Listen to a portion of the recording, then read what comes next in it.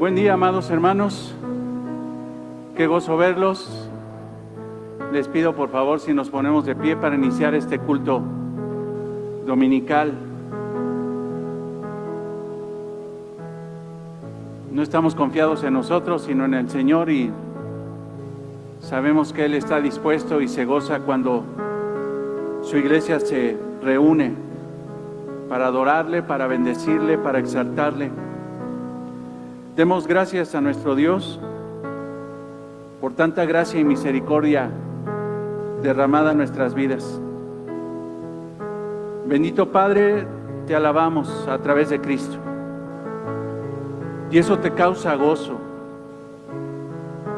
Confesamos que Cristo es el Señor, que Cristo es el Redentor de nuestra vida, que Cristo es el Creador de todo lo que hay, de todo lo que existe, y Él es el sustentador de todo lo que existe. Gracias, Señor, por subir a una cruz y pagar por nuestros pecados. Gracias, Señor, porque no solamente nos has dado salvación, que eso es, Señor, para nuestra mente algo maravilloso, Señor, algo que no podemos, Señor, dimensionar en esta vida, Señor, de una forma real. Pero a través de tu palabra, de tu Espíritu, alcanzamos a ver realidades espirituales acerca de nuestra salvación, Señor, y eso nos llena de gozo, nos llena de maravilla el corazón, de la grandeza que tuviste, Señor, y humildad para salvar a pecadores como nosotros, Señor. Pero no solamente nos has dado la gracia de la salvación, sino gracia sobre gracia en nuestras vidas, Señor. Y por eso te alabamos, porque somos tuyos, porque somos salvos, porque somos, Señor, los seres en la tierra más bendecidos y felices que puedan existir.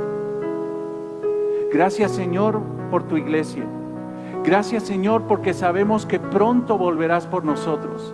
Gracias, Señor, porque sabemos que en el ínter, Señor, de tu regreso, nosotros estamos en esta tierra para gloria y honra tuya, para hacer luz en medio de las tinieblas, para hacer sal, Señor, en medio de una sociedad que se está pudriendo, Señor.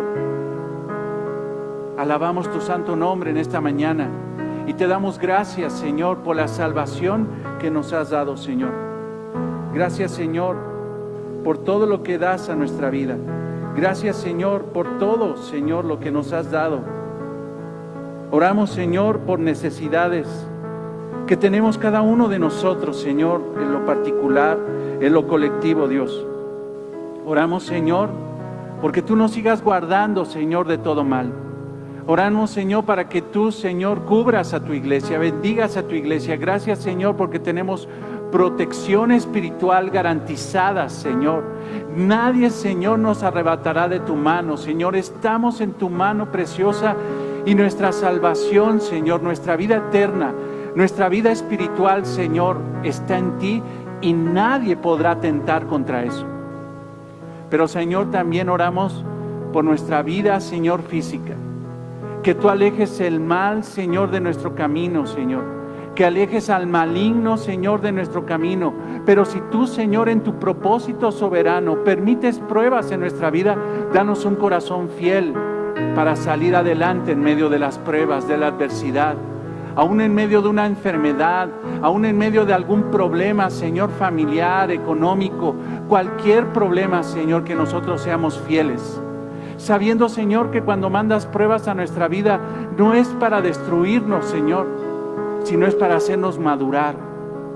Gracias por las pruebas que tú permites en nuestra vida, porque cada día, Señor, a través de las pruebas, nos vamos pareciendo más a ti. Gracias, Señor, porque las pruebas nos permiten entender que no somos todos poderosos. Gracias por las pruebas, Señor, porque nos permiten saber que separados de ti, nada podemos hacer.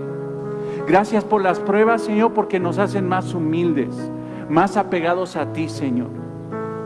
Nos hacen personas que busquemos más de ti cuando tenemos adversidad en la vida. Hoy oramos, Señor, por aquellos que tienen necesidad, para que tú suplas su necesidad, Señor, espiritual. Oramos, Señor, por aquellos que tienen necesidad, Señor, material, para que tú en tu gracia, Señor, siendo el proveedor, Señor, aún, Señor, de las aves, de las plantas, tú que das de comer a tu creación, des providencia, Señor, a todos aquellos que tienen carencia de pan. Por eso, Señor, oramos, Señor, que el pan nuestro de cada día, dánoslo hoy, el pan cotidiano, Señor, dánoslo hoy. Gracias, Señor, porque eres tú nuestro Padre, el que sustenta nuestra vida espiritual, material, Señor, el que sustenta, Señor, nuestro aliento, nuestros pensamientos, Señor, nuestro caminar, el latir de nuestro corazón, Señor, el que sustenta nuestra alma, el que sustenta nuestra vida, Señor, familiar, matrimonial, el que sustenta esta iglesia. Tú eres el dueño de esta congregación, Palabra Abundante. Por eso hoy te alabamos, aún en medio de adversidades. Señor, nosotros te agradecemos con nuestro corazón. Gracias por la vida de mis hermanos que ya están aquí. Gracias por la vida de nuestros hermanos, Señor, que vienen en camino, Señor. Guárdalos, Señor, cuídalos, tráelos con bien y pronto, Señor, para que se integren al culto dominical del día de hoy. Gracias por la vida de nuestros hermanos que están por internet.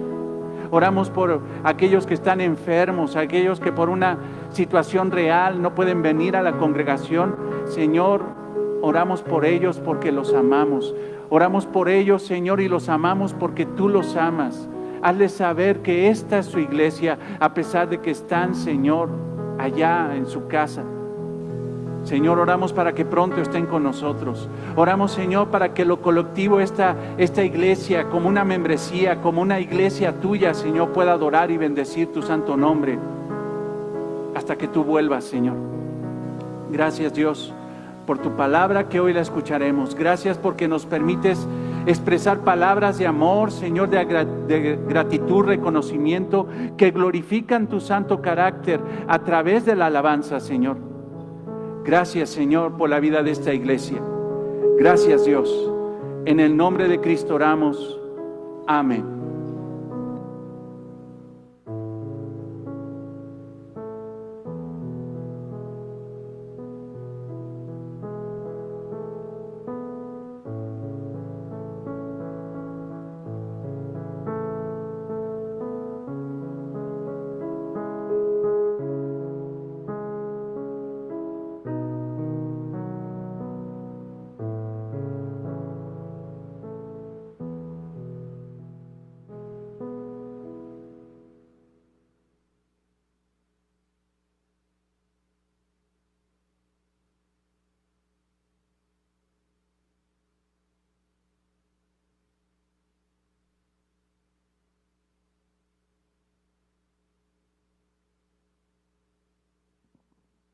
Buenos días, hermanos. ¿Cómo están? Bendecidos. Buen día, hermanos. Vamos a alabar a nuestro Señor, a darle gracias por este hermoso día. Gracias, Señor, porque podemos reconocer por tu gracia que tú eres nuestro Dios, que tú eres nuestro Padre y que podemos hablar confiadamente contigo, Señor. Podemos cantar, podemos alabarte, Señor, pero sobre todo podemos reconocer todos tus atributos, Señor, que tú eres santo, que tú eres justo, tú eres bueno, Señor, tú eres grande en misericordia, nos has perdonado. Hoy cantamos, Señor, ¿quién es el Rey de Gloria? Me persigue con su amor. Me asombran sus palabras, susurrando en mi interior. Mi conciencia me recuerda, necesito su perdón. ¿Quién es el Rey de Gloria? Él me lo ofrece hoy. Oh Rey del universo, oh Rey del universo y Príncipe de paz, revelándome los cielos, los misterios que en él hay. Mi espíritu anhela de su gracia y su perdón. Él es el Rey de gloria, Hijo de hombre, Hijo de Dios. Su nombre, su precioso nombre, Cristo, Jesucristo, Dios poderoso, Rey de mi ser, Rey de gloria. Su nombre es Cristo, Jesucristo, Dios poderoso, Rey de mi ser, Rey de gloria.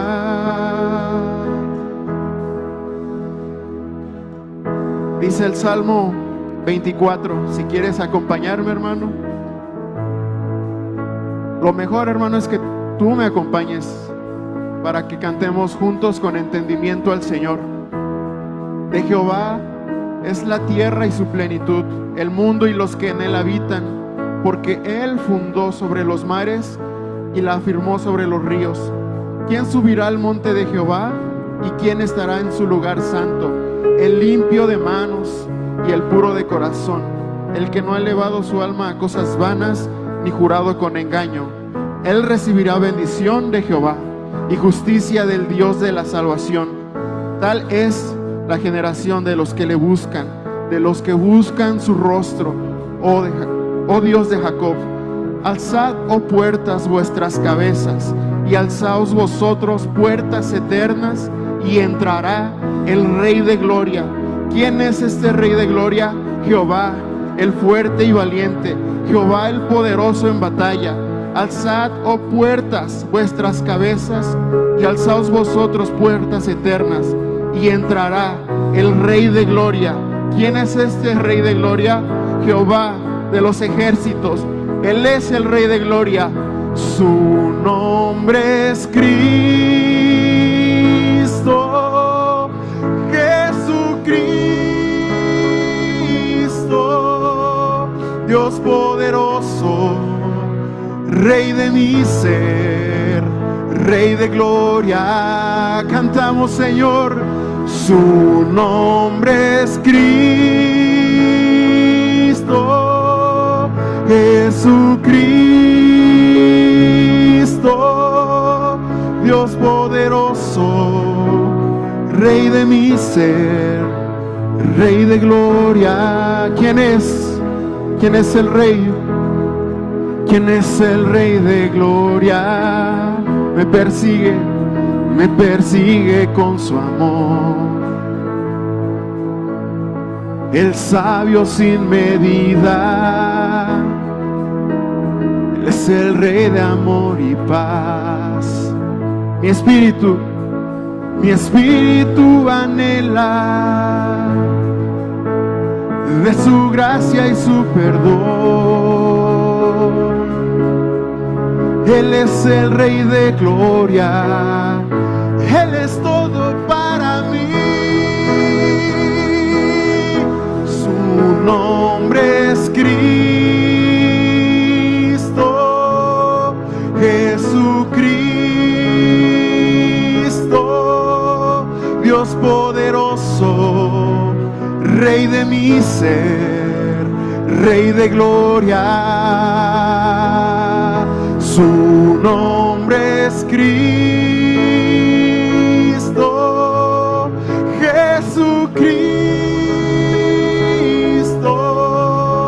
Dios poderoso, Rey de mi ser, Rey de gloria. Su nombre es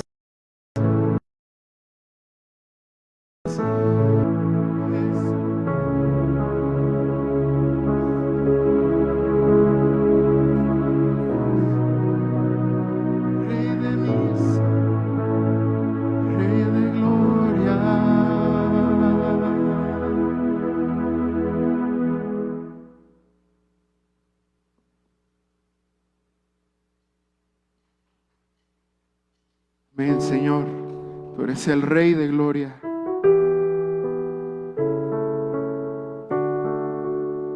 Tú eres el gran yo soy.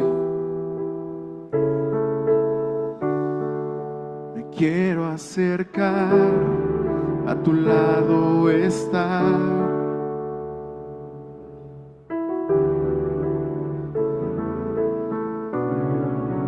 Quiero oír las voces de ángeles hoy, cantando unidos, aleluya.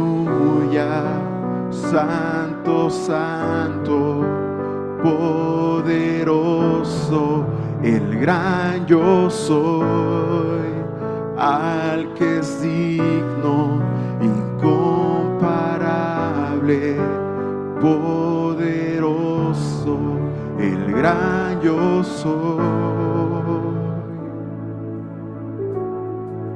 Nos acercamos, Señor. Me quiero acercar, a tu lado estar, que el cielo sea real y la muerte negar. Quiero oír las voces de ángeles hoy, cantando unidos, aleluya. Santo, santo, poderoso, el gran yo soy. Tu iglesia te canta, Señor, porque eres digno de la alabanza. El gran yo soy.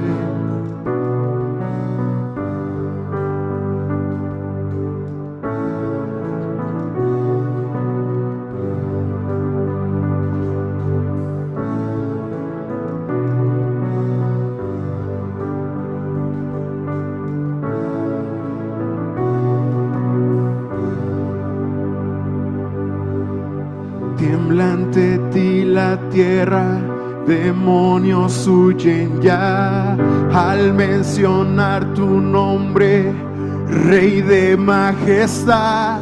No hay poder infernal que pueda resistir ante el poder y la presencia del gran yo soy, gran yo soy, gran yo soy, gran yo soy, gran yo soy, gran yo soy.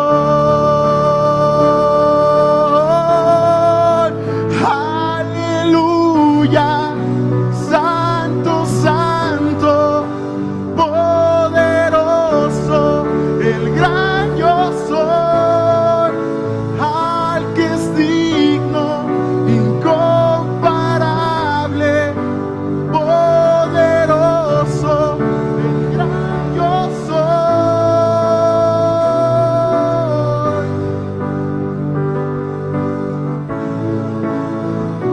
Tiembla, Señor, ante ti toda la creación, toda la tierra.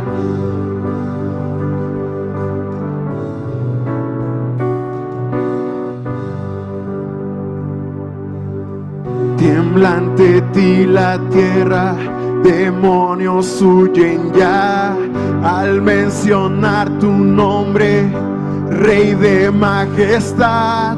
No hay poder infernal que pueda resistir ante el poder y la presencia del gran yo soy, gran yo soy, gran yo soy, gran yo soy, gran yo soy, gran yo soy.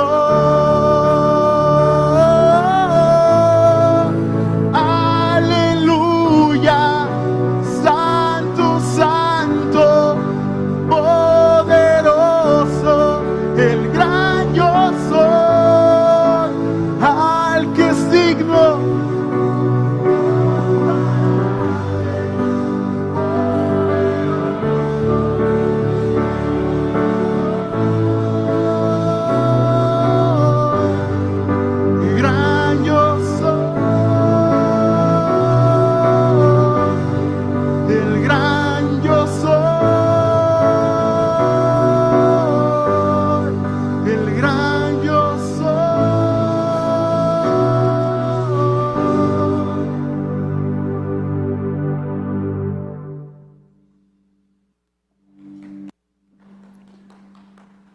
Bendito Señor, te alabamos. Te bendecimos, Señor. Te damos gloria, honra y alabanza, Señor, en esta mañana y expresamos gratitud, alabanza, Señor, reconocimiento a la virtud de tu carácter, Señor. Pero es momento, Señor, que tu iglesia ahora escuche tu voz, Señor, que tus siervos, tus súbditos escuchen al Rey de Reyes, Señor de Señores, para obedecer tu palabra, Señor. Danos instrucción, Señor, en esta mañana. Habla a nuestros corazones que necesitan tanto de ti. Transforma nuestras vidas, Señor, para gloria y honra tuya. Señor, somos imperfectos, somos pecadores, pero sabemos, Señor, que tú, a través de tu palabra, a través de tu Espíritu que mora en nosotros, nos vas perfeccionando para que cada día nos parezcamos más a ti. Señor, solamente tú tienes palabras de vida eterna. Queremos escucharlas el día de hoy para gloria y honra tuya, Dios. Amén. Nos sentamos, hermanos, gracias. Dios bendiga a nuestros hermanos de la alabanza que nos ministran, que nos sirven. Gracias a Dios por su servicio y vayamos a lo que consideramos lo más importante del culto dominical, que es la predicación de la palabra del Señor. Y les pido que vayamos a Mateo 21, 33 al 46, para estudiar, para predicar esta porción de las Escrituras llamada los labradores malvados. Mateo 21, 33. Oíd esta parábola, oíd esta parábola. Hubo un hombre, padre de familia, el cual plantó una viña, la cercó de vallado, cavó en ella un lagar, edificó una torre y la arrendó a unos labradores y se fue lejos. Y cuando se acercó el tiempo de los frutos, envió sus siervos a los labradores para que recibiesen sus frutos.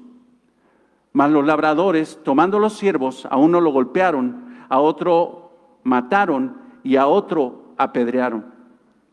Envió de nuevo otros siervos, más que los primeros, e hicieron con ellos de la misma manera.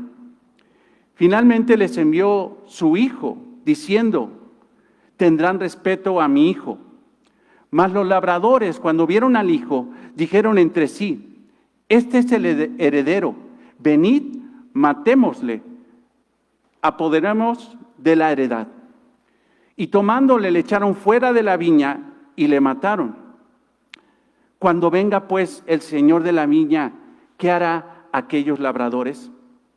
Le dijeron: a los malos destruirá sin misericordia, y arrendará su viña a otros labradores que le paguen el fruto a su tiempo.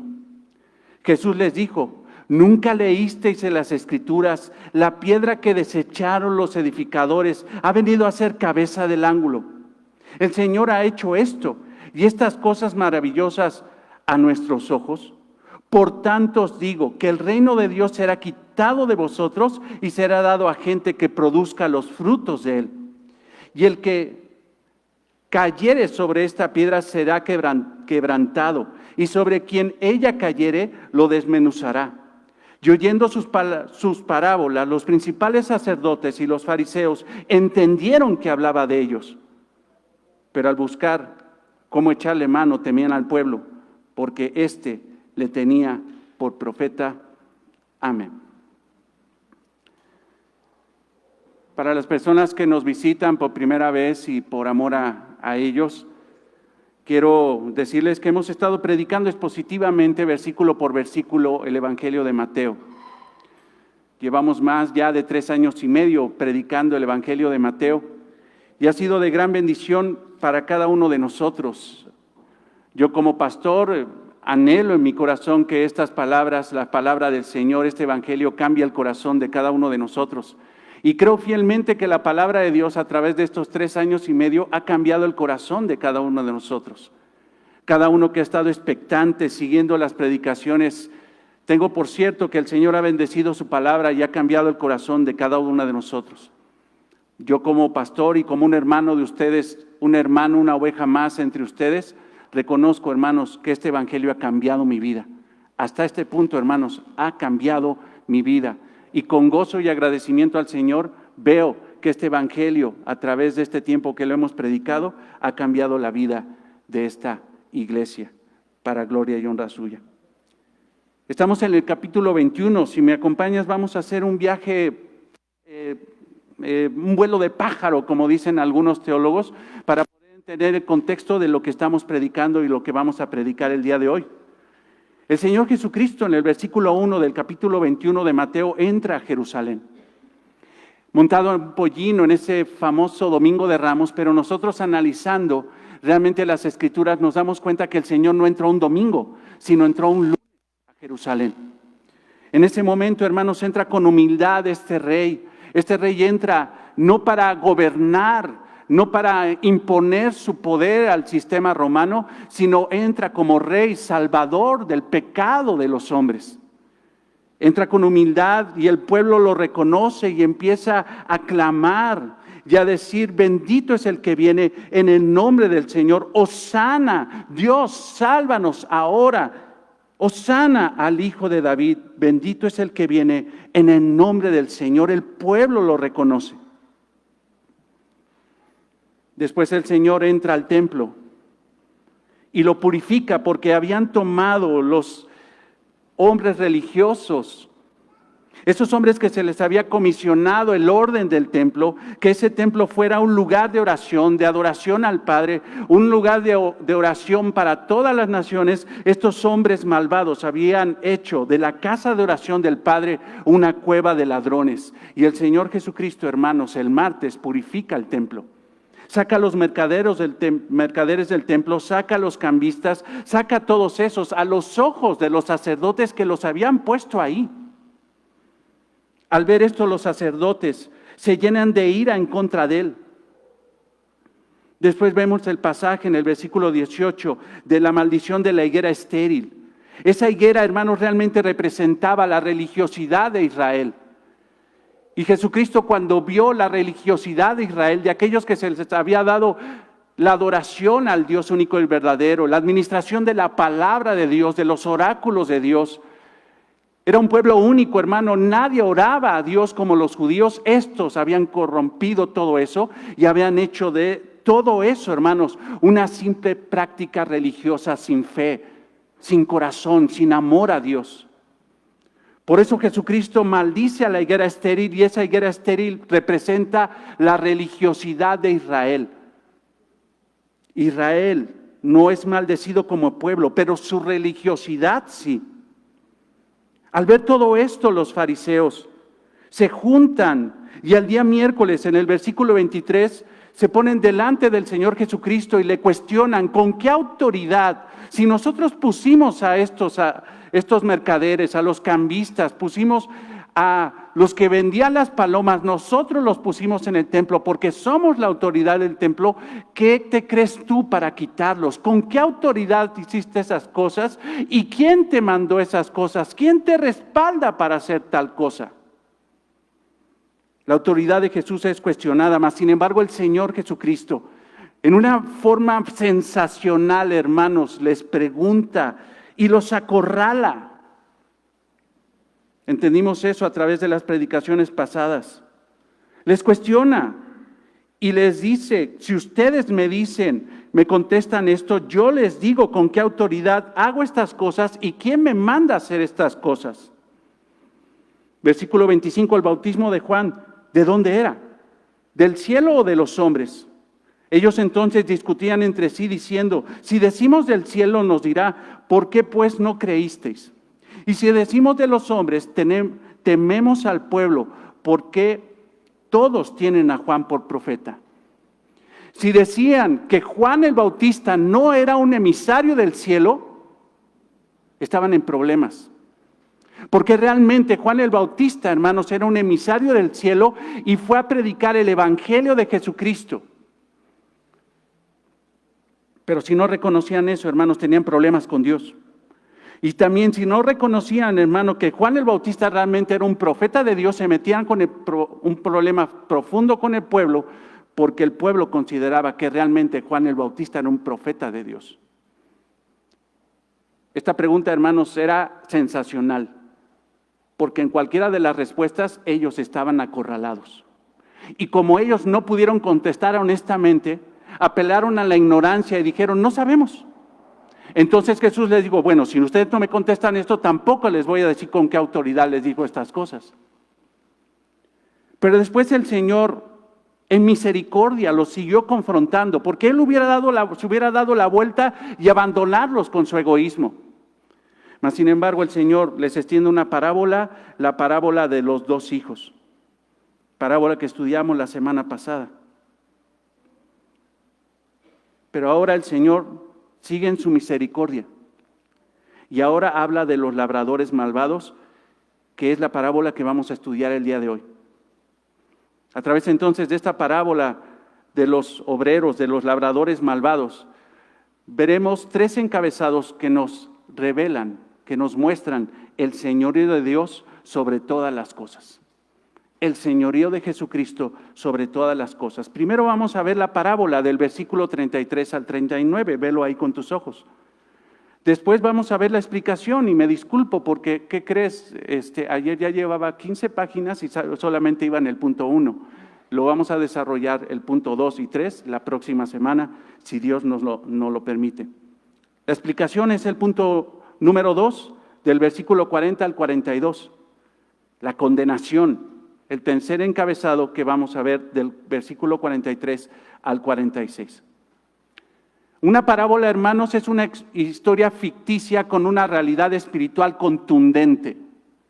Parábola, te lo explicaba la semana pasada, parábola es una palabra compuesta, paralelo, bola, lanzar. Parábola. El Señor Jesucristo ahora va a lanzar una parábola, una historia ficticia, pero para revelar una realidad espiritual de estos hombres.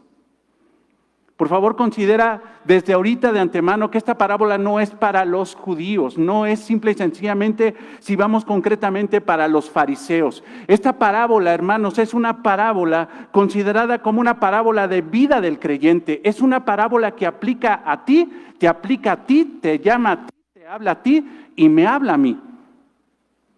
No es una parábola del reino.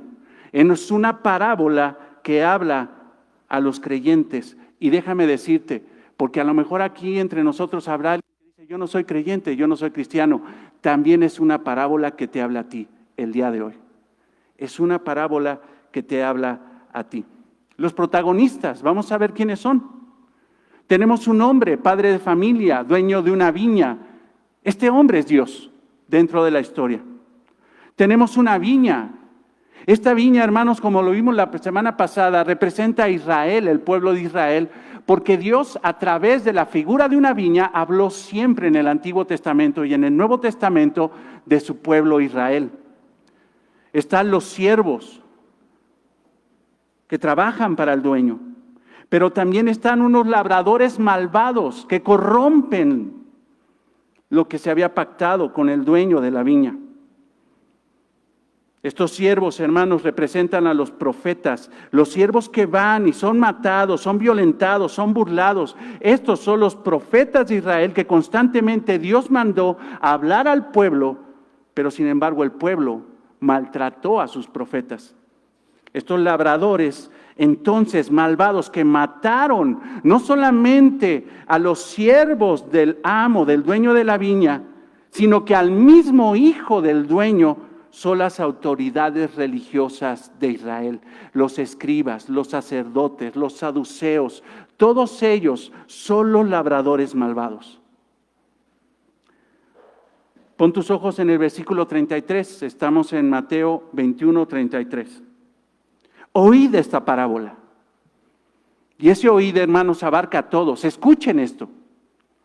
Hubo un hombre, padre de familia, el cual plantó una viña, la cercó de vallado, cavó en ella un lagar, edificó una torre y la arrendó a unos labradores y se fue lejos.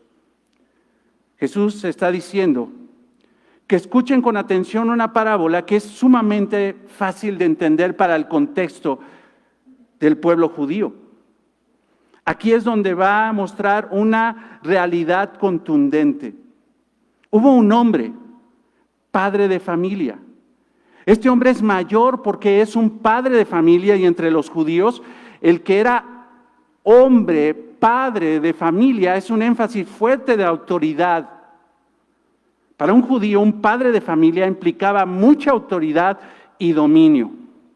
Pero este hombre era rico, tenía una viña, no cualquiera tenía una viña. Y por lo que vemos, hermanos, era una viña extensa, que probablemente en el momento de arrendarla tendría que arrendarla a varias familias por la inmensidad de esta viña. Entonces era un hombre rico, con autoridad, porque era un padre de familia. Tenía la bendición de un hijo, pero tenía muchos siervos. Este hombre entonces plantó una viña.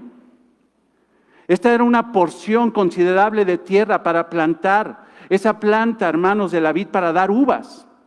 Para los judíos, dentro de su canasta básica, la uva era un fruto, hermano, indispensable. Así como las tortillas, hermano, no faltan al rato con los nopalitos. Y siempre hablo de lo mismo, y ahorita que no desayuné, hermanos, más, me perdono. Si me empiezo aquí con las uvas a enjugar, hasta se me trabó la lengua al principio. Empecé bien ronco, ¿verdad? Para los judíos, en la canasta básica, la uva era esencial. Hermanos, consideremos muchas cosas, y muchos piensan en vino. Y cuando piensan en vino, piensan en borrachera, pero el vino era necesario, hermanos, más que para tomarlo y emborracharse, porque no era, hermanos, lícito para los judíos emborracharse, porque era pecado, y sigue siendo pecado la borrachera. Ellos tomaban el vino, hermanos, y lo usaban para mezclarlo con el agua, porque el agua no era purificada, y de alguna forma con el vino, con el alcohol, purificaban un poco del agua para que no les hiciera daño.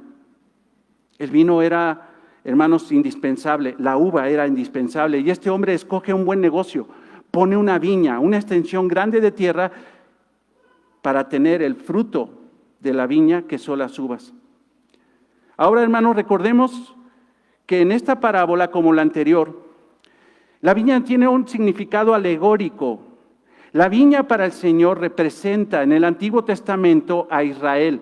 Te pido que vayas, si me acompañas, si no yo te lo leo, Isaías 5, 1, 2, y que escuches la similitud de las palabras de la parábola del Señor Jesucristo en Isaías 5, 1. Te lo leo. Ahora cantaré por mi amado, el cantar de mi amado en su viña. Tenía mi amado una viña en una ladera fértil.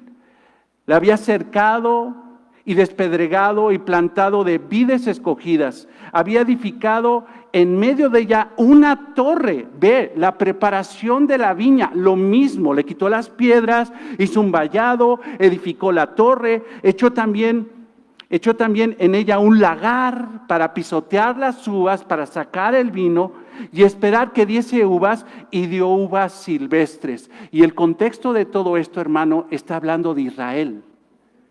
No está hablando en sí de una viña, sino está hablando del pueblo de Israel que Dios cuidó, que Dios labró, que Dios procuró y que Dios pedía de ese pueblo buen fruto, y sin embargo dio uvas silvestres. Entonces, hermanos, la viña en el Antiguo Testamento, esta viña, hermanos, Isaías 5 es el pueblo amado de Israel. Y lo mismo está diciendo el Señor. La viña, hermanos, de la parábola es Israel.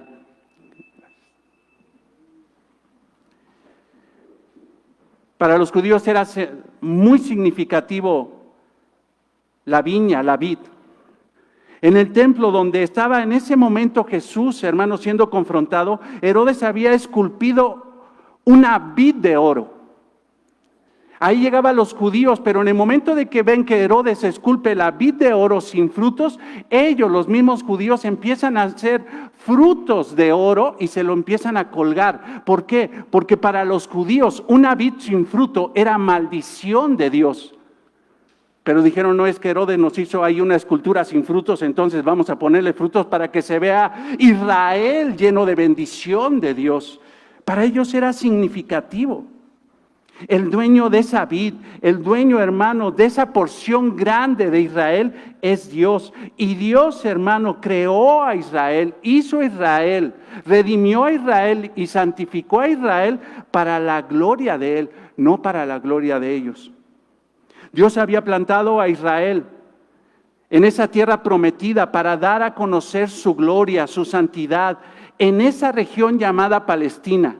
Hermanos, Dios les dio la tierra prometida, pero no se las dio simple y sencillamente porque sí.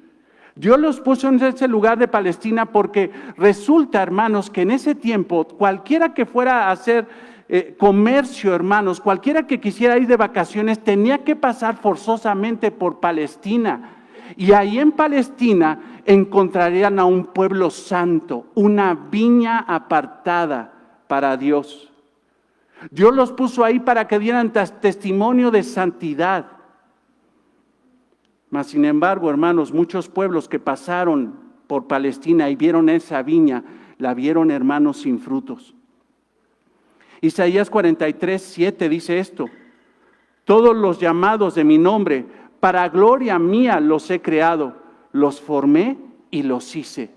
Dios, hermano, creó a Israel para su gloria. Israel tuvo todo, hermanos, para dar buen fruto. Todo. Imagínate quién era su Dios, el Dios único y verdadero. Estaban obligados a dar buen fruto de adoración, de obediencia, de testimonio de amor a Dios y al prójimo, pero fueron egoístas, creyeron que la viña era de ellos y la echaron a perder. Ver versículo 33, regresa ahí a Mateo 21:33. Oíd esta parábola: hubo un hombre, padre de familia, el cual plantó una viña, la cercó de vallado, cavó en ella un lagar, edificó una torre y la arrendó a unos labradores y se fue lejos. Es significativo, hermanos, que el Señor diga que esta viña estaba cercada. Jerusalén, hermanos, estaba rodeado por un muro. La santa ciudad de Jerusalén, ahí tenemos un paralelismo. Había dos formas, hermanos, de cercar una viña. Una era la económica, con postes, con ramas espinosas en la parte de arriba, o la cara, que era con piedras y adobe. Al parecer, esta es el tipo de cerca que está hablando Jesús. Una buena cerca. Esta estaba puesta para evitar que las zorras, los chacales, los animales depredadores, aún los ladrones se metieran a la viña. También dice que puso un lagar. Ese lugar era el lugar donde se pisaban las uvas y se obtenía el mosto, que después se fermentaba o servía para hacer los distintos productos de la vid, de la uva. Esta propiedad no era de nadie más de este hombre. La cerca era suya, la tierra era suya, las plantas eran suyas, el edificio era suyo. Ve ahí, tenía una torre, edificó una torre. ¿Para qué? Para vigilar desde lo alto. Dicen los estudiosos que esas torres, hermanos, puestas en las viñas, las ponían para que ellos pudieran ver desde lo alto la administración, quién entraba y quién salía.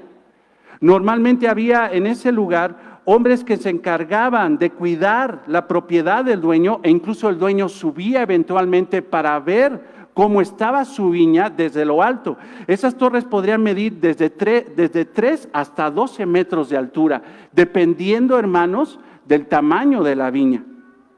Los guardianes de la viña tenían cabañas, pero constantemente tenían que subir a la torre para vigilar, según nos dice Isaías 1:8. Ellos cuidaban de la viña junto con el dueño, pero también subían los herederos de la viña para cuidar la propiedad. Los guardianes, el dueño y los herederos de la viña subían a la torre para cuidar la propiedad. Ahora ve esto. Pero dice que la arrendó al final del versículo 33, y la arrendó a unos labradores y se fue. Normalmente lo que hacía el dueño de la viña, dependiendo del tamaño de la viña, la rentaba a familias. Si era una viña grande, la rentaba hasta 2 o 3 familias para que la administraran. Cuando hacía esto el dueño, pactaba la mitad y la mitad con los obreros que se quedaban para administrar. ¿Sabes qué? Cuando venga el fruto de la vid, cuando venga las uvas, entonces yo mandaré a mis siervos, me tienes que dar la mitad y tú te quedas con la otra mitad. Eso era lo pactado, era bueno. Este hombre arrendó la viña, pues era suya. No quería deshacerse de ella porque seguramente amaba esa viña, era el fruto de su esfuerzo y la hizo para sí. Él se la rentó entonces a estos hombres que fungieron como arrendatarios y después de toda esta actividad el dueño dice que se fue. Versículo 34.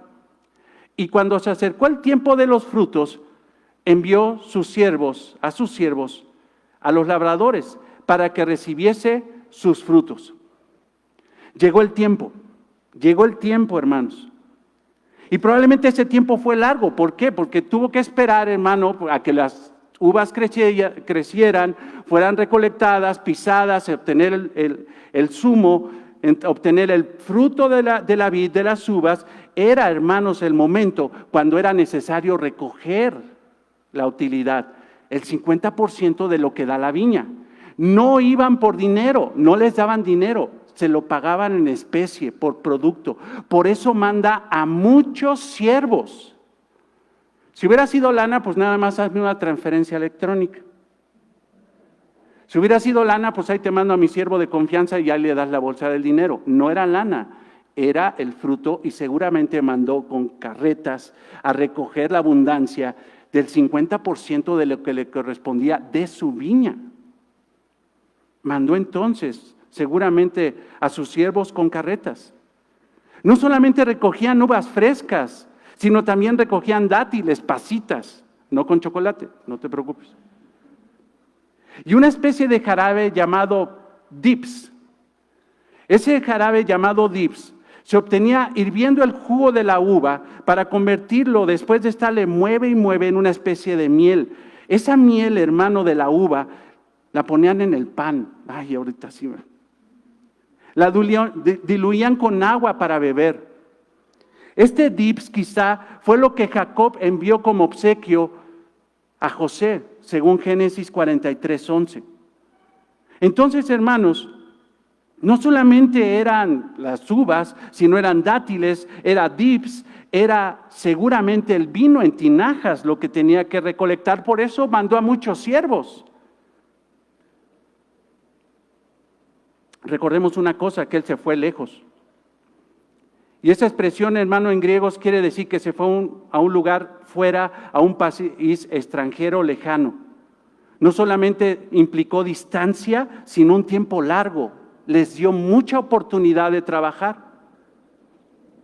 Entonces estos siervos fueron enviados por el dueño para recibir justamente lo que le correspondía al amo, para recibir justicia y gratitud de parte de estos labradores arrendatarios que recibieron misericordia, gracia, provisión, bendición, pero ellos correspondieron con desprecio y violencia.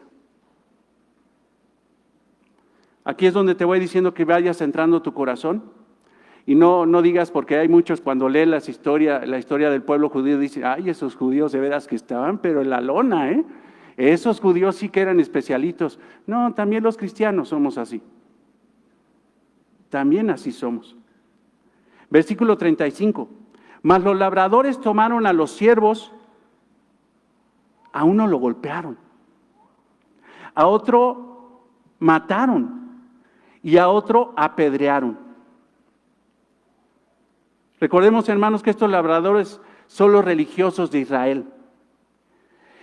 Y en alguna manera Israel mismo. Ellos eran administradores de algo que no era de ellos. Para evitar una lista, hermanos, de todo lo que hicieron, los israelitas con los profetas que Dios les mandó, quiero que vayas al Salmo 24:1 y entendamos un principio. ¿Por qué Dios les pidió? ¿Por qué Dios les demandó? Salmo 24:1. De Jehová es la tierra y su plenitud, el mundo y los que en él habitan. ¿Dios es nada más dueño de la viña? Dios es dueño de absolutamente todo. Y Él tiene el derecho de mandar y pedir. Y cuando Dios envió a sus profetas a Israel para que ellos escucharan lo que Dios pedía de ellos, estos hombres Israel lo que hicieron fue maltratar a los profetas de Dios, matarlos, burlarse de ellos, apedrearlos. En lugar de escuchar lo que Dios pedía de su viña, estos obreros malvados mataron a los siervos, a los profetas del dueño, a los profetas de Dios. Estos hombres creyeron que la viña era de ellos. Se sintieron con el derecho de quedarse con lo que no les correspondía. Versículo 35. Mas los labradores tomaron a los siervos, a uno lo golpearon, a otro lo mataron y a otro lo apedrearon. Estos labradores malvados, en lugar de darle a los siervos lo que el dueño pedía, la utilidad, les dieron una golpiza. A otro lo mataron, a otro lo apedrearon. Esto es una afrenta al dueño. Esto es retar al dueño de la viña. Esto es decir, ¿sabes qué? No tenemos respeto de tus siervos y no tenemos respeto de ti. Te retamos a ver qué haces. Ponte los zapatos del dueño. ¿Qué harías ante tal afrenta? Era una afrenta a él. Pero Jesús dice que el dueño es paciente y manda a otro grupo de siervos para hacerlos entrar en razón. Ve el versículo 36. Envió de nuevo otros siervos, más que los primeros. Cualquiera diría, ¿sabes qué? Ya para afuera, pero no. Manda a más siervos, más que los primeros, e hicieron con ellos, estos labradores malvados, de la misma manera. Los mataron, se burlaron de ellos, los apedrearon, los mataron. No cabe duda que este amo, que este dueño, hermanos, de la viña, tiene un carácter paciente. Porque Dios es grande en misericordia. Dios es tardo en la ira y grande en misericordia. En Marcos 12:5 encontramos en el pasaje paralelo, dice que volvió a enviar a otros y a mataron y a otros muchos, golpeando a uno y matando a otro. O sea, eran muchos y a todos los golpearon, a todos los mataron. Hermanos, este amo, este dueño es paciente, tardo para la ira y grande en misericordia. Cualquiera hubiera dicho, ¿sabes qué? Ahorita mando una legión, ahorita mando a que lo saquen, desalojo. Ahorita mando un ángel para que lo saque, hermanos. Si un ángel en el segundo de Reyes 19:35 mató a 185,000 personas, con que el amo hubiera mandado uno de esos siervos, le saca a todos esos malvados. Mas sin embargo el Señor no mandó un ángel destructor. El Señor mandó un profeta de Dios a decirles, Dios es su amo. Ustedes no son el dueño de absolutamente nada. Y todavía les tiene la confianza de que trabajen para Él, de que tengan un beneficio para ustedes, bendición. Esto es lo que pide el amo. Y cuando viene Dios a pedirles, matan a sus mensajeros. Hermanos, los profetas ¿de parte de quién hablaron? Isaías dijo, así digo yo. Jeremías dijo, así digo yo. Cuando Moisés escribió la ley, hermanos, dijo, esta es mi ley. ¿Qué decían los profetas? Así dice el Señor, no es mi demanda. soy Isaías, pero no es la demanda mía, es la demanda de Dios. Y si tú me matas a mí, es porque quieres matar a Dios. Cuando te exige, cuando te pide y te demanda de tu administración. Era una afrenta a Dios, no era una afrenta a los profetas. Quiero que veas eso. Jesucristo les está diciendo que la afrenta de esos religiosos no era ni siquiera a Él, era al Dios mismo que supuestamente adoraban. En Mateo 23:37, escucha lo que dice el Señor. Jerusalén, Jerusalén, la viña, Jerusalén, Jerusalén, que matas a los profetas y apedreas a los que te son enviados. ¿Cuántas veces quise juntar a tus hijos como la gallina junta sus polluelos debajo de las alas y no quisiste? El mismo Señor Jesucristo dice que Jerusalén, esa viña, hermanos, algo que se especializó era en matar a todo profeta que venía de parte de Dios. Eran asesinos de profetas.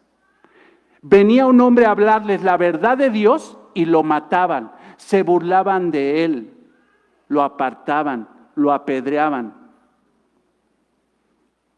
Habría que preguntarle a Moisés cómo le fue cuando guió al pueblo de Dios.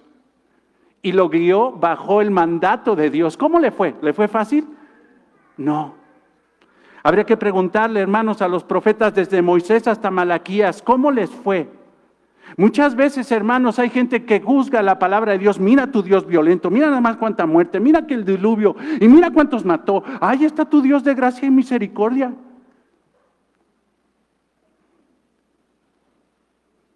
Dios procede siempre con justicia y santidad en todo lo que hace. Pero lo que no ve esa gente, hermanos, es que cómo la gente mató a los profetas de Dios. La Biblia, hermano, el Antiguo Testamento específicamente, es más, el Nuevo Testamento está manchado con la sangre de los profetas. Cada vez que alguien se levantaba a hablar la verdad de Dios al pueblo, lo mataban. De acuerdo al Talmud, que es un libro que no es bíblico, pero puede considerarse como histórico, el rey impío Manasés, durante su reinado pagano y de terror, hizo cortar vivo en dos con un serrucho al profeta Isaías, por decir la verdad. Lo cortaron vivo con un serrucho a Isaías. Por eso el Señor Jesucristo dice: Jerusalén, Jerusalén, que matas a tus profetas. Ay, qué bárbaros judíos, ¿ya? Pero ¿qué haces, hermano, cuando viene un pastor y te dice la verdad?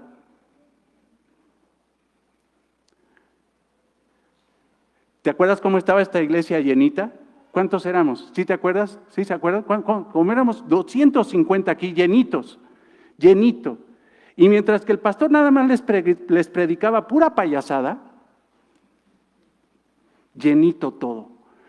Pero de repente el Señor le dice al pastor: ahora vas a hablar mi voluntad y lo que yo pido a esta viña. Y vas a hablar mi palabra. ¿Y sabes qué pasó cuando el pastor empezó a predicar la palabra de Dios? Nos quedamos los que estamos. Y gracias a Dios se siguen añadiendo.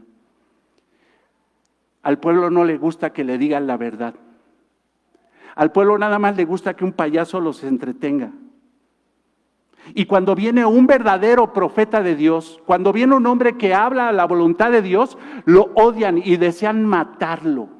¿Cómo le haremos para correr este pastor? Porque nos está hablando muy fuertecito.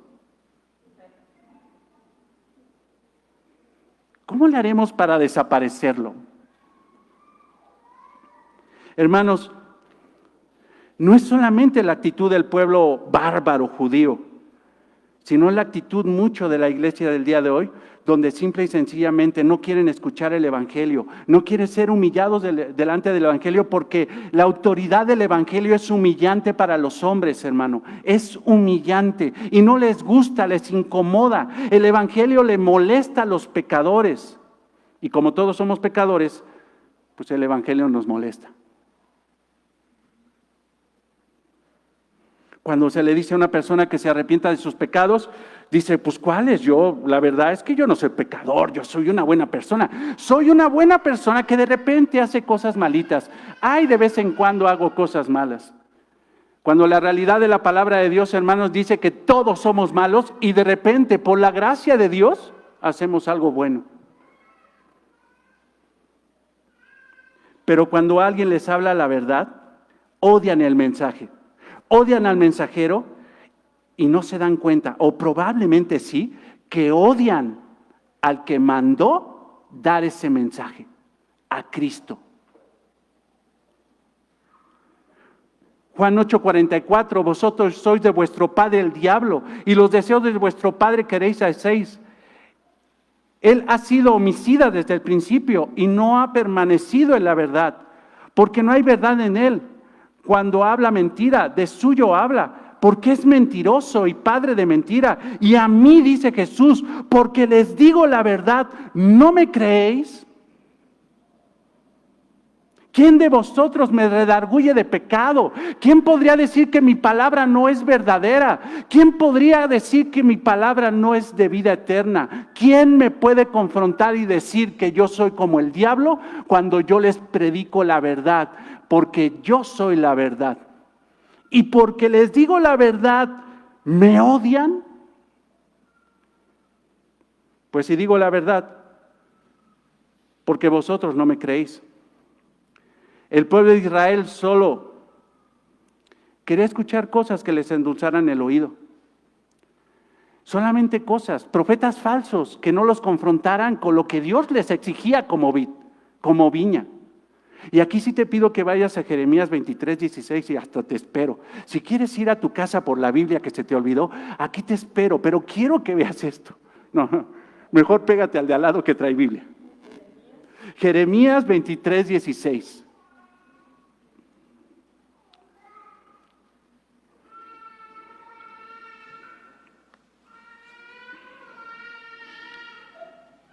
Jeremías 23:16.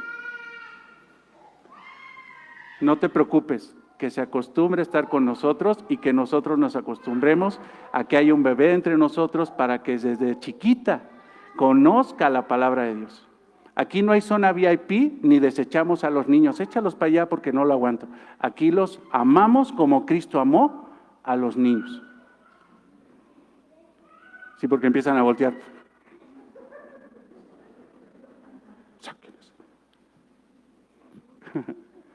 Jeremías 23:16. Fíjate, siempre hay ocasión para aprender algo, ¿no?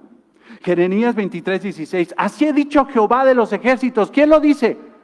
¿Jeremías? Jehová. Tienen bronca conmigo. Yo no vengo a hablar de mí. Yo vengo a hablar de lo que Dios pide a ustedes. Así ha dicho Jehová de los ejércitos. Y cuidadito cuando dice Jehová de los ejércitos. Porque aquí no estamos hablando del Jehová de gracia. Aquí estamos hablando del Jehová que aplica juicio. No escuchéis la palabra de los profetas que os profetizan. Os alimentan con vanas esperanzas. Hablan visiones de su propio corazón, no de la boca de Jehová.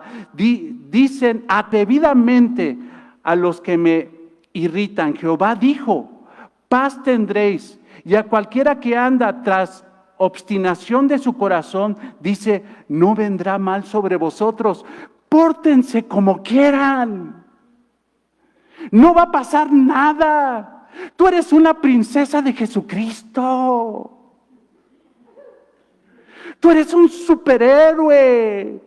Dios te va a bendecir siempre. ¿Qué vamos a hablar de pecado? ¿Qué vamos a hablar? No, vamos a hablar de 5 secretos para que te vaya bien en la vida. No escuchen a esos que dicen paz y no hay paz cuando están violando la ley de Dios y desechan a Jeremías y aceptan falsos profetas que nada más les endulzan el oído. No los escuches. ¿Por qué? ¿Quién estuvo en el secreto de Jehová? Versículo 18. Y vio y oyó su palabra. ¿Quién? ¿Ellos? No, porque quien realmente está en el secreto de Jehová, cuando va al pueblo y habla a él, confronta al pueblo. porque lo conoce. He aquí que la tempestad de Jehová saldrá con furor, y la tempestad que está preparada caerá sobre la cabeza de los malos. No solamente, hermanos, y me adelanto, no solamente que profetiza de parte de su propia carne, sino también el juicio de Dios caerá sobre los que escuchan al falso profeta. El falso profeta, hermanos, no existiría si no hubiera pueblo que lo escuchara. Pero tanto peca el falso profeta como el pueblo que lo escucha. No se apartará el furor de Jehová hasta que lo haya hecho y hasta que haya cumplido los pensamientos de su corazón. En los postreros días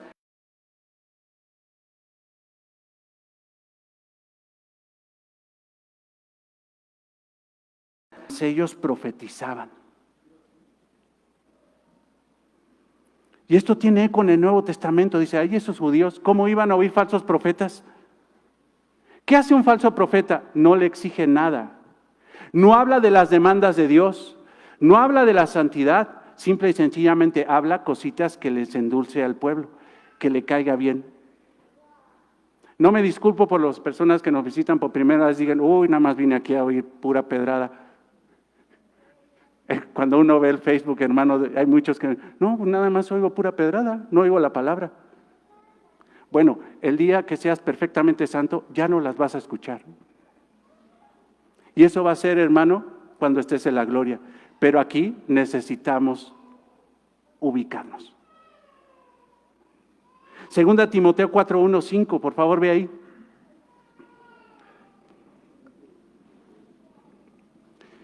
Te encarezco delante de Dios y del Señor Jesucristo, te encarezco. O sea, te ruego, pero está Dios como testigo, nuestro Dios y nuestro Señor Jesucristo, que juzgará a los vivos y a los muertos en la manifestación y en su reino. ¿Qué? 2 Timoteo 4:1, que prediques la palabra,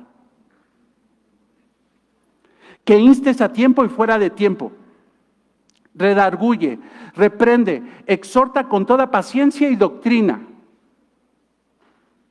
Porque vendrán tiempos cuando no aguantarán que les prediquen la sana doctrina, no aguantarán que les prediquen la verdad. Llegarán tiempos cuando digan, ay no, ya aquí ya no predica, ya no me motiva, ya no siento bonito, ya no lloro. ¿Sabes qué? Me voy a otra iglesia. Porque este pastor ahora echa puras pedradas. Me acuerdo, hermanos, cuando se predicó el primer mensaje, me acuerdo re bien, que se predicó un mensaje que se llamó, ¿eres salvo o no? Y muchos afuera me enteré que se juntaron en sus casas, ¿qué le está pasando a Raimundo? Y de repente uno, según muy sabio, dice, bueno, de repente necesitamos que nos den nuestro jaloncito de orejas. De repente. Hermanos, si tú lees la Biblia, siempre Dios es exaltado y el hombre es humillado. Siempre. Y si tú, hermano, entiendes que la Biblia es distinta y el hombre es exaltado y Dios, pues mira, no importa tus exigencias, lo importante son mis exigencias. Tú estás leyendo la Biblia mal, probablemente de cabeza. O probablemente seas una persona egoísta que nada más quieres que Dios haga lo que tú quieres. Probablemente seas una persona que consideres que la viña es tuya, que tu vida es tuya y que los frutos de tu vida son tuyos. Pero el dueño de la viña, el dueño de tu vida, el dueño del fruto de tu vida es Dios. Porque vendrán tiempos cuando no sufrirá la sana doctrina, sino tendrán comezón de oír, hazme cosquillitas, ay, Dios te va a bendecir y te va a prosperar. Este año, el 2021, va a ser el año de tu vida. ¿Quién te dijo eso? Ya sabrás, vas a la iglesia, el 2020, el año de tu vida, y tómala, le cae la pandemia.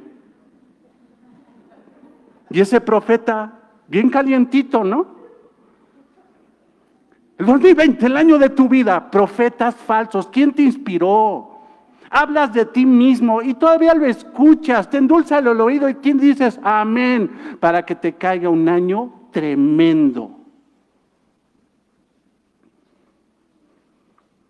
Porque vendrán tiempos cuando no sufrirán, no soportarán que se les predique la sana doctrina, sino que teniendo comezón de oído, se amontonarán maestros conforme a sus propias concupiscencias. ¿Quieren oír vanidades? Pues ahí les va un pastor que les predique eso. Y sabes, ay, yo ya me calenté. Y sabes el contexto, hermano, de esta iglesia, Éfeso. Por eso le dice Pablo a Timoteo, predica la palabra. ¿Por qué? Porque ya se te juntaron falsos pastores que por dinero les están predicando lo que sean. Y los otros, como están oyendo cosas bonitas, por eso sueltan dinero. Pastores malvados que nada más quieren trasquilar a las ovejas para después dejarlas a su suerte en el desierto. Apartará la verdad del oído y se volverán a las fábulas. 2020, tu mejor año. Pero tú sé sobrio. Soporta las aflicciones aunque te maltraten, aunque te juzguen, aunque ese pueblo no quiera oír la verdad, aunque quieran matar a sus profetas. Soporta las aflicciones, haz la obra de evangelista, cumple tu ministerio. Uy, ya me inspiré. Cumple tu ministerio. No sabes qué bello ha cambiado esta iglesia cuando se le ha predicado la verdad.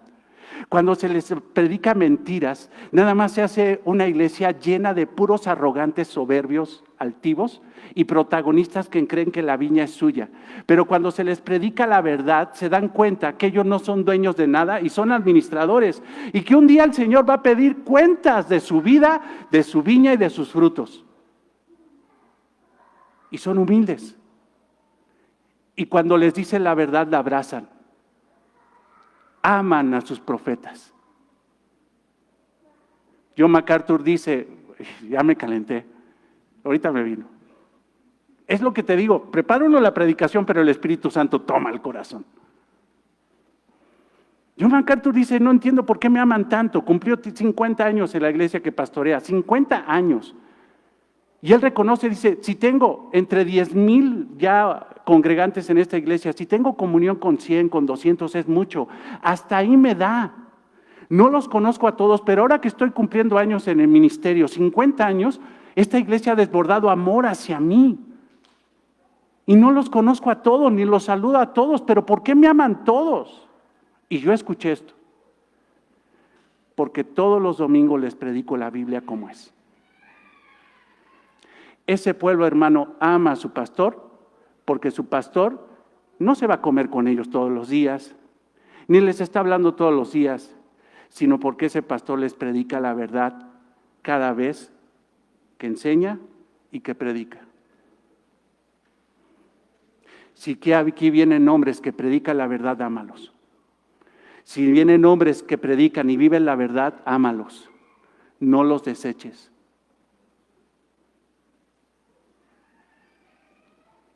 Pero para los que quieren oír falsedades, se le van a amontonar un montón de maestros. Y de esos, si te metes a YouTube, hay miles de falsos predicadores que nada más endulzan el oído.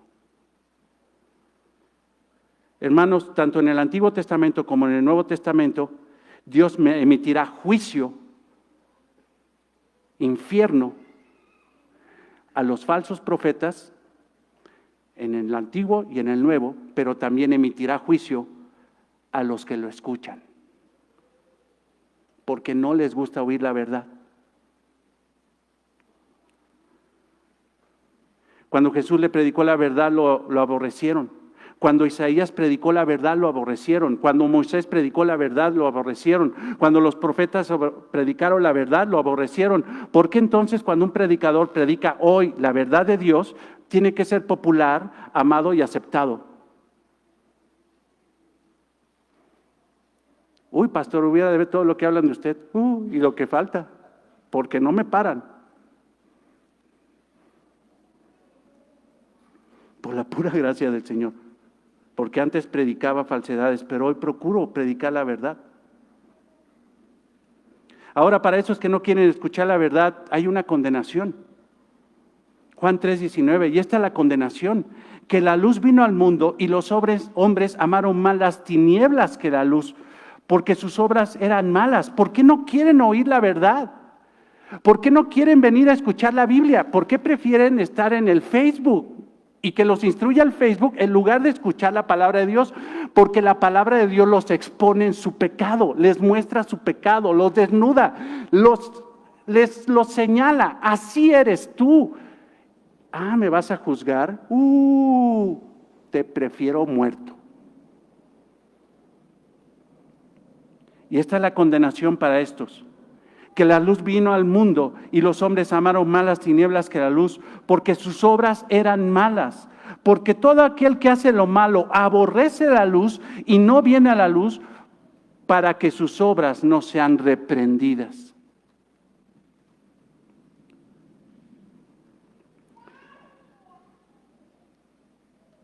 Pero este amo de la viña es misericordioso y manda uno, y manda otro, y manda otro.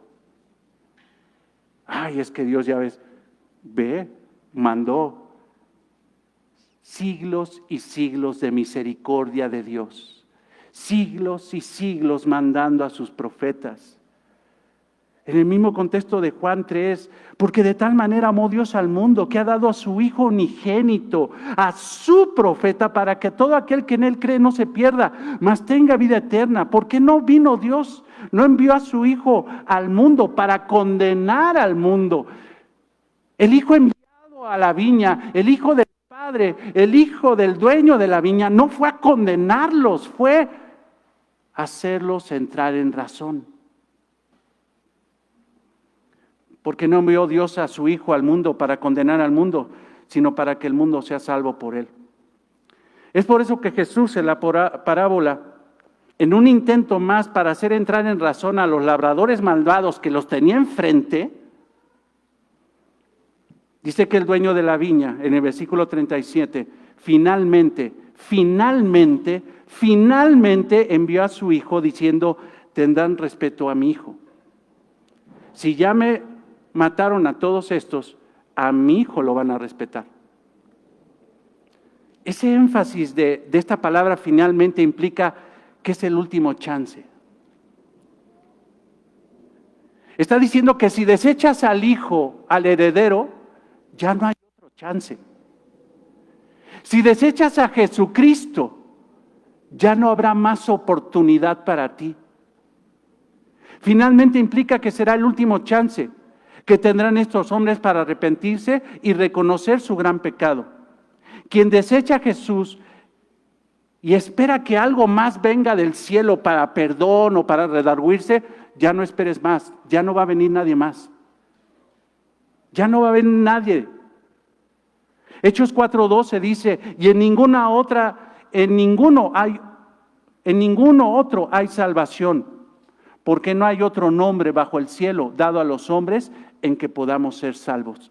El que desecha el último chance, quien desecha a Jesús, ya no va a tener oportunidad más.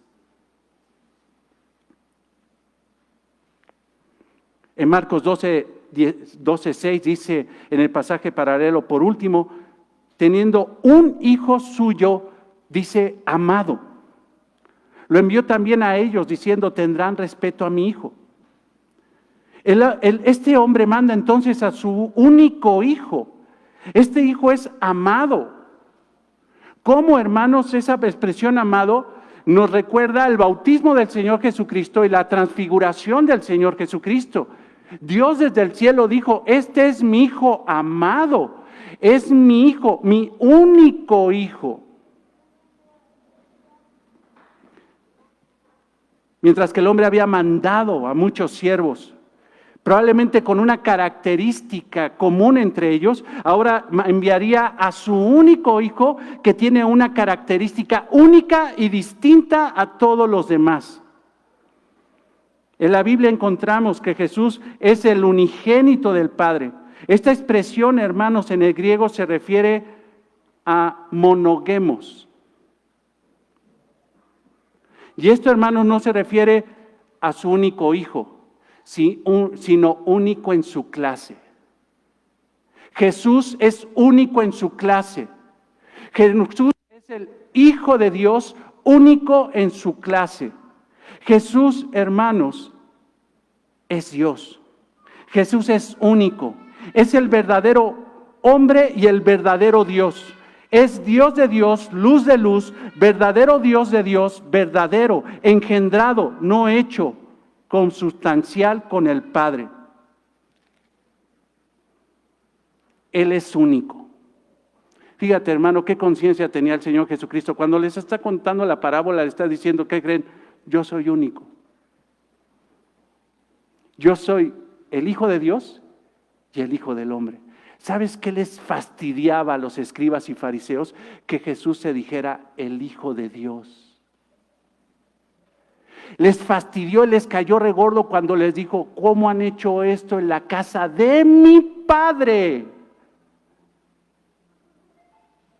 Él siempre dijo que era el Hijo de Dios y el Hijo del Hombre. Verdaderamente Dios y verdaderamente hombre. Único en su especie. Jesús es el Hijo de Dios. Él era el dueño, el heredero de la viña, el genuino heredero de la viña, y Él todavía viene a hablar, no a despojar, a hablar, a hacer entrar en razón a estos hombres. Este ser extraordinario, nuestro Señor, es el profeta de Dios. Es el Señor de señores, es el Rey de reyes. Él es, hermanos, el último eslabón de los profetas. Hebreos 1:2.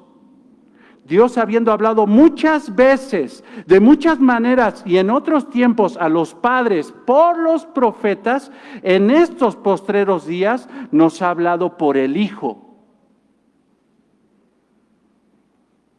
Si desechas al Hijo, ya desechaste todo. Jesús en la parábola muestra que sabía perfectamente quién era Él. Sabía que Él era Dios encarnado. Sabía que Él era el Hijo de Dios. Sabía que Él era el admirable Dios. Sabía, hermanos, su condición. Pero estos hombres, si lo sabían, no les interesaba. Estos hombres tenían que haberse humillado delante del Hijo de Dios, del Hijo del dueño. Si respetan al dueño, entonces que respeten al Hijo. ¿No? ¿No se te hace? Si respetan al dueño, pues entonces respeten al Hijo. Pero si no respetan al dueño, al Hijo, no respetan al dueño. En lugar de arrepentirse, arremetieron contra Él y dice Jesús que lo mataron. Versículo 38. Mas los labradores, cuando vieron al Hijo, dijeron entre sí, este es el heredero. Este es. Fíjate.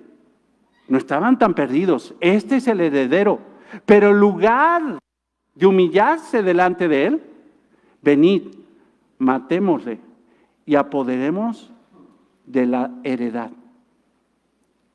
Hermanos, ¿recuerdas que cuando Jesucristo entró al templo y echó a los mercaderes, al otro día esos que no se llevaban, los sacerdotes del templo, estaban bien uniditos para preguntarle al Señor, ¿con qué autoridad haces estas cosas? Bien que se pusieron de acuerdo.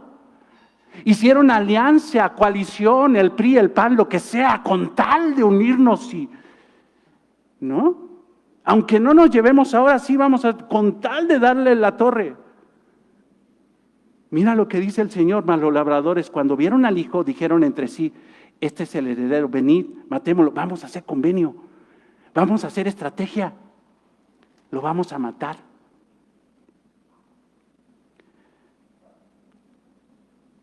Estos hombres no eran los dueños, Dios los puso como sacerdotes y maestros del pueblo para administrar al pueblo, para ministrar al pueblo, para que enseñaran la llegada del Mesías, para que enseñaran la verdad de Dios, para que enseñaran las Escrituras, para que enseñaran al pueblo a orar. Mas sin embargo estos administradores se corrompieron y mataron al profeta, mataron a Juan el Bautista, consintieron eso.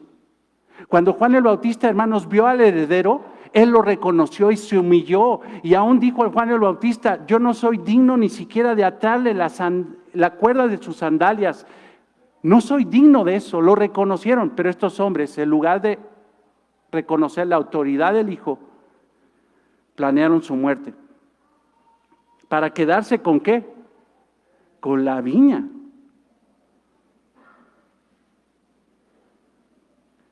Qué tremendos judíos. Pero ¿qué pasa con un cristiano que dice, bueno, hoy mi sexualidad es mía? ¿O qué pasa con un hombre que dice, bueno, soy hombre, pero no quiero ser hombre, quiero tener una sexualidad como de mujer? ¿Qué pasa con esos que dicen, bueno, yo con el matrimonio pues uno tiene que hacer lo que pues, se le ocurra? ¿Qué pasa cuando alguien se cree dueño de la viña y de sus frutos? ¿Qué pasa? Hermanos, la Biblia enseña que Dios es el dueño de todo. A lo mejor alguien dirá, yo no soy cristiano, a mí no me eches ese rollo, ¿no? Pero te quiero leer algo, Malaquías 2:10. ¿No tenemos todos un mismo Padre? ¿No nos ha creado un mismo Dios? Dios es el creador de todo ser humano. Es el dueño de cada vida y de sus frutos. Dios creó a todo ser humano para su gloria. Mas, sin embargo, hermanos, de repente, como cristianos creemos que nosotros somos dueños de nuestro tiempo, dueños de nuestro dinero, dueños de nuestras decisiones, somos dueños, y simple y sencillamente, hermanos, no. Un hombre llamado Thomas Watson, pastor puritano, dijo esto: todo pecado del hombre es un intento de pretender matar a Dios. Todo pecado del hombre es un intento de pretender matar a Dios. Deicidio. Toda persona que peca o que viola la ley de Dios, o que simple y sencillamente considera que su vida es suya y sus frutos son suyos, asesina a Dios o pretende asesinar a Dios. Pero como lo estudiaremos la próxima semana, hermanos, eso es imposible. Nadie puede matar a Dios. Estos hombres se les olvidó, y a veces se nos olvida como cristianos, el 10º mandamiento. No codiciarás la casa de tu prójimo. No codiciarás la mujer de tu prójimo, ni su siervo, ni su criada, ni su buey, ni su asno, ni cosa alguna de su prójimo. No codiciarás la viña del dueño. Es que es mi vida, no es tu vida. Es mi sexualidad, no es tu sexualidad. Es que es mi dinero, no es mi dinero. Nada es tuyo. A ti nada más te pusieron para administrar y para dar frutos para el dueño. Y todavía el dueño de su gracia te dice, te comparto para que los disfrutes dignamente. Y te quieres quedar con todo. Nos quedemos, dice el otro.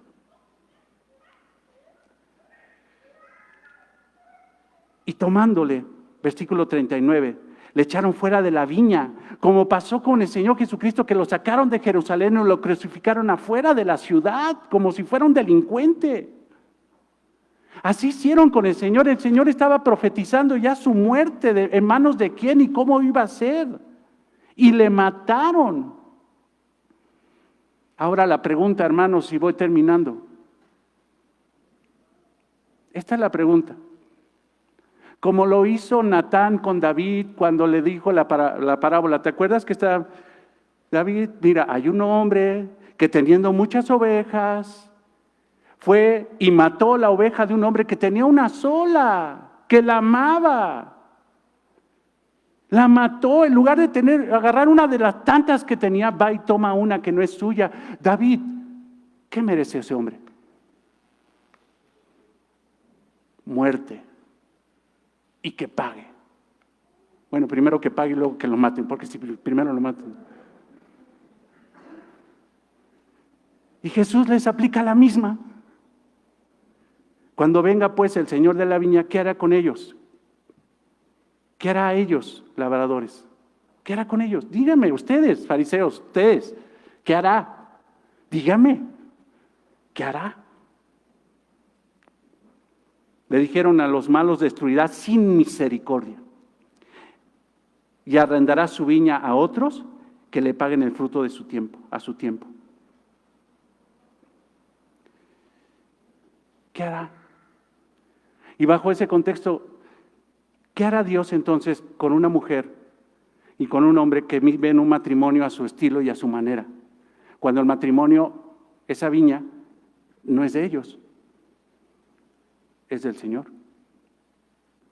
¿Qué hará entonces con un muchacho que tiene una casa, tiene unos padres que lo aman, mas sin embargo él en desobediencia se rebela contra ellos y no obedece ni a padres, ni a Dios, ni a nadie, porque dice que es su vida? ¿Qué hará? Yo te pregunto, ¿qué hará? ¿Qué hay que hacer con uno de esos? ¿Qué hay que hacer?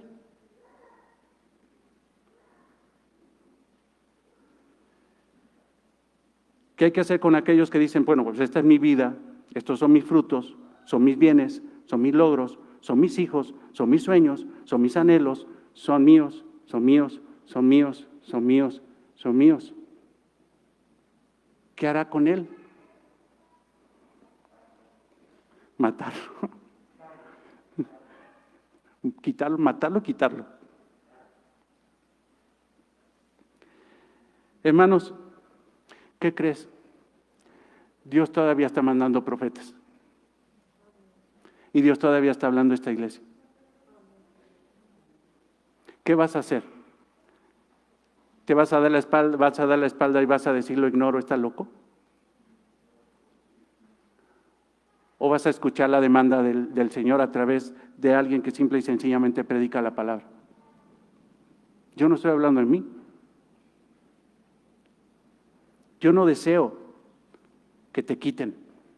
Yo deseo que Dios lo que te ha dado lo administres bien.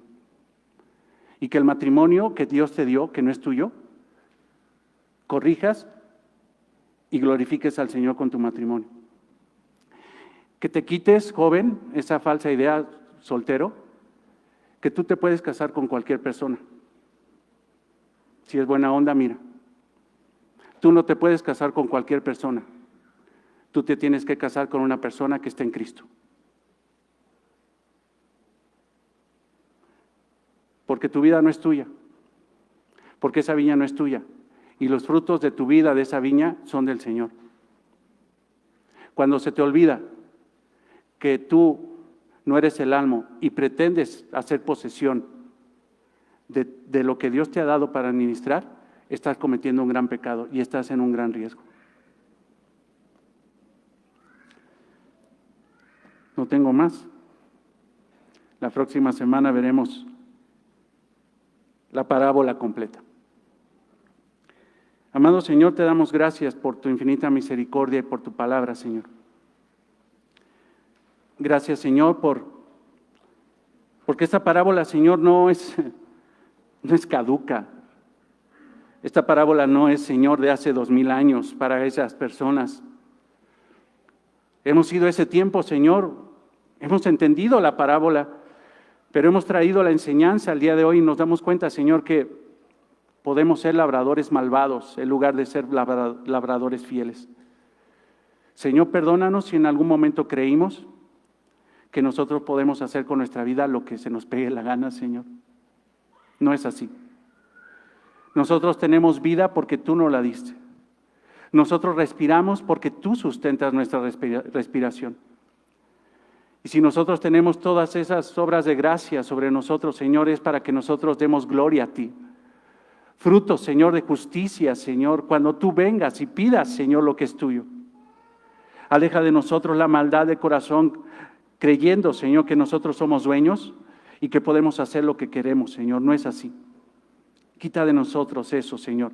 Y por la virtud de aquellos, Señor, buenos administradores, que administrarán, Señor, lo que tú das a arrendar y que darán frutos, Señor, fieles, diligentes, que demos frutos, Señor, en esta congregación, para que tú, Señor, seas bendecido, seas obedecido y reconocido como el amo de nuestra vida, como el amo de todo lo que tenemos y de todo lo que somos.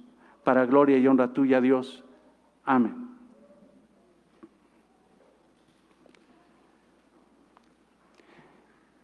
Nos ponemos de pie si preparas tu ofrenda y le pido a nuestros hermanos de la alabanza si pueden ayudarnos ahí con una alabanza y oremos, hermanos. Vamos a darle gracias a Dios por la ofrenda que hoy entregamos y creo que entendiendo, hermanos, que Dios es el dueño de todo. Que tú no eres el dueño de tus finanzas, sino Dios es el dueño. Y hoy creo que el Señor está pidiendo el fruto de lo que Él te ha dado a administrar. Pero cuando una persona, hermanos, tiene amor, es muy generosa. Y recuerda una cosa, y habrá momento para enseñarlos, pero la iglesia cristiana, hermanos, no se rige bajo el diezmo. Eso es para los judíos, o era para los judíos. La iglesia cristiana, hermanos, se rige bajo la ofrenda. Y la ofrenda, hermanos, es mucho más generosa que el 10%. Te voy a dar un ejemplo. Espérame tantito, estoy caliente. Si tú ganas 10 millones de pesos en un mes, ¿cuántos dicen amén? Ah, sí, ¿verdad? Ahí sí, ¿verdad? Amén. Y dices, voy a dar el 10%, ¿cuánto das? 1 millón.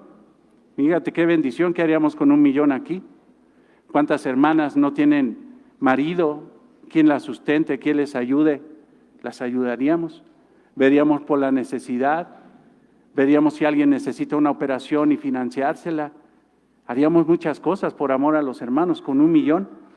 Pero, ¿qué haces tú con 9 millones? ¿No se te hace mucho para ti? Pero si vas a dar el 10%, pues te crees justo. Pero si das con amor, te quedas con 100,000, ¿no? Con eso lo hago. Y lo demás, lo doy a mis hermanos. Ayudo a la iglesia. Compramos el terreno. ¿Qué hacemos? A ver qué cantidad de cosas conforme a lo que quiera Dios. Hermanos, quítate de la cabeza los porcentajes. Pon en tu corazón amor. Y el amor, hermano, es generoso.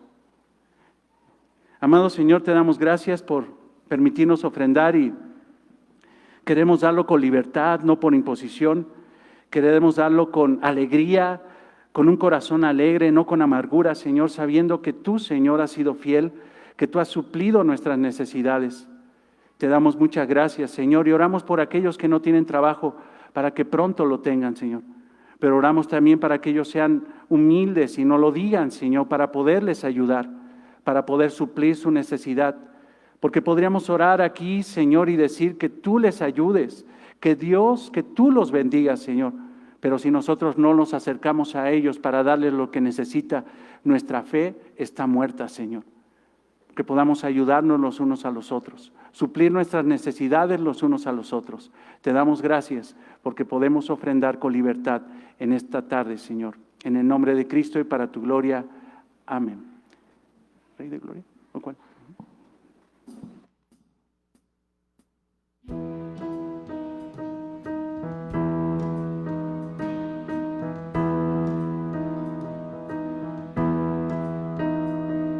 ¿Quién es el Rey de gloria?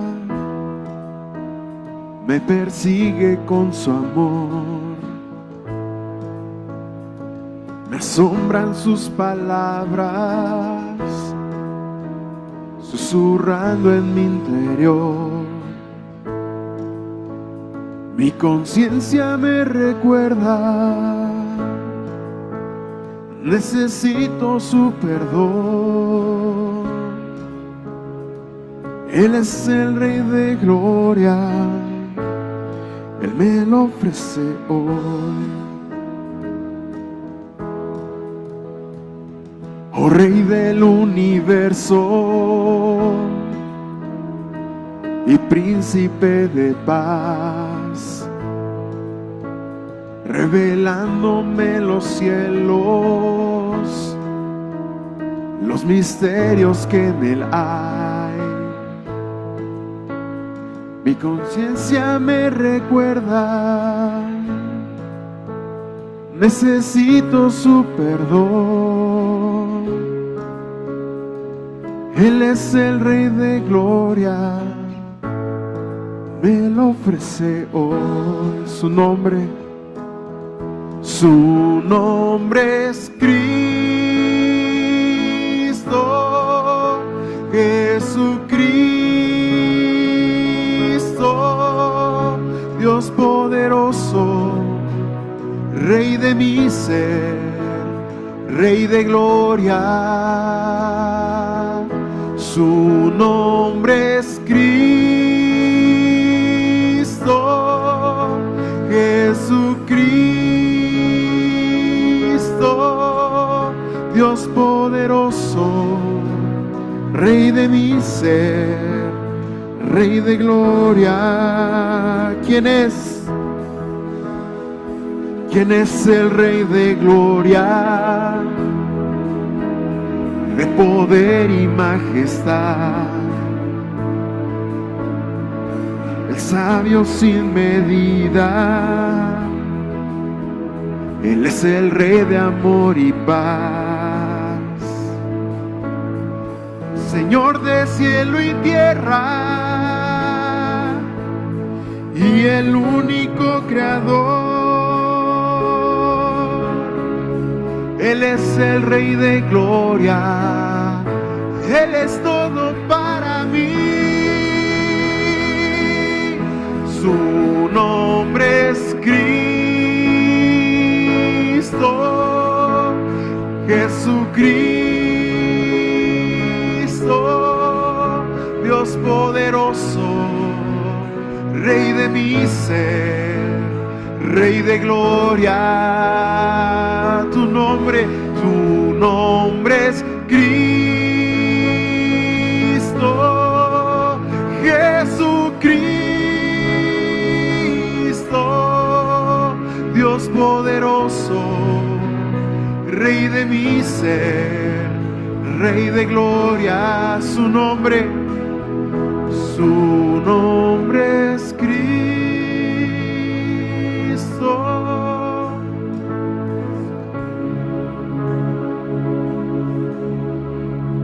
Dios poderoso, Rey de mi ser, Rey de gloria.